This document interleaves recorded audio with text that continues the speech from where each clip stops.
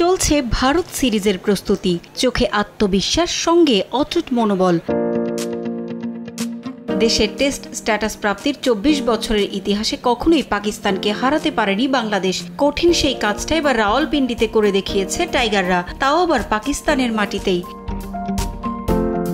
ইংল্যান্ডের পর দ্বিতীয় কোনো দলের কাছে নিজেদের মাটিতে হোয়াইট ওয়াশের তিক্ততা পায় শান মাসুদের দল। রাওয়ালপিন্ডিতে প্রথম টেস্টে ১০ উইকেটে জয়ের পর দ্বিতীয় টেস্টেও সামর্থ্যের প্রমাণ দেয় বাংলাদেশ। দ্বিতীয় ইনিংসে ২৬ রানে ৬ উইকেট হারানোর পরেও চাপের মুখে ভেঙে পড়েনি টাইগাররা। সপ্তম উইকেটে রেকর্ড জুটি গড়ে দলকে বাঁচান মিরাজ লিটন। ৬ উইকেটের জয়ে পাকিস্তানের ভিত নাড়িয়ে দেয় বাংলাদেশ।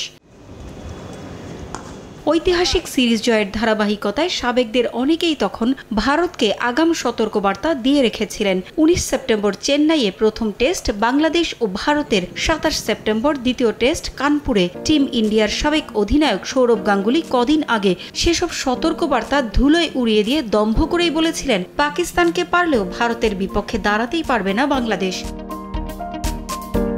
এবার সে কথার সঙ্গে সুর মেলালেন টিম ইন্ডিয়ার সাবেক ক্রিকেটার দীনেশ কার্তিক। বর্তমানে ধারাভাষ্যকার ও রয়্যাল চ্যালেঞ্জার্স বেঙ্গালুরুর কোচ হিসেবে কাজ করা কার্তিক জানালেন, ভারতকে তাদের মাটিতে হারানো বেশ কঠিন হবে বাংলাদেশের জন্য।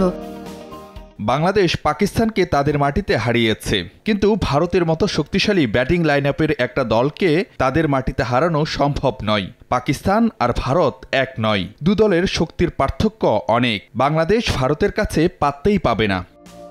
বাংলাদেশকে হারাতে ভারত পেস বান্ধব উইকেট বানাতে পারে বলেও আভাস দিয়েছেন কার্তিক। আমার মনে হয় ভারত কিছুটা পেস বান্ধব উইকেট বানাতে পারে। বাংলাদেশকে হারানোর কৌশল হিসেবে এটি তারা করতে পারে। সামনে অস্ট্রেলিয়া সিরিজের প্রস্তুতিও আছে। আমার মনে হয় তারা দুই স্পিনার রবিচন্দ্রন অশ্বিন ও রবীন্দ্র জাদেজার পাশাপাশি ৩ পেসার খেলাতে পারে।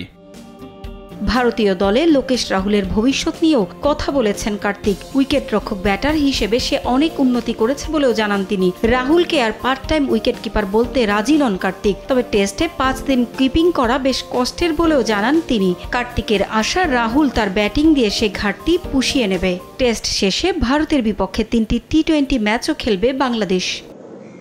পারভিন আক্তার, সময় সংবাদ।